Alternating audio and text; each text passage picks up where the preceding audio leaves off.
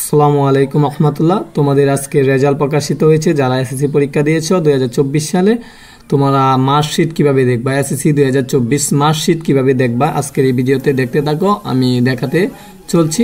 ওকে, তোমরা ভিডিওটা ফলো করতে থাকো। প্রথমে গুগল ক্রোমে ক্লিক করবা, হ্যাঁ। পরে সার্চ অপশনে যাবা। সার্চ অপশনে যা লিখবা বাংলাদেশ বোর্ড রেজাল্ট, হ্যাঁ, বাংলাদেশ বোর্ড রেজাল্ট লিখে সার্চ দিবা। দেওয়ার পরে ওয়েবসাইট আসবে, প্রথম যেটা আসবে সেটাতে ক্লিক করবা। ক্লিক করার পরবর্তীতে তোমাদের সামনে এরকম একটা পেজ আসবে, এখানে ক্লিক করবা। প্রথমেই তোমাদের এসএসসি ও দাখিল এটাতে ক্লিক করবা।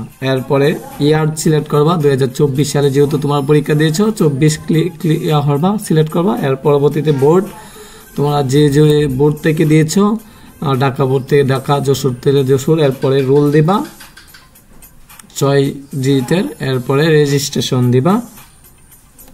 এরপরে যোগফল নামাবা, হ্যাঁ, যেহেতু 4 আর 7 যোগ করলে 11, 11 ক্লিক করলে সাবমিটও দিলাম।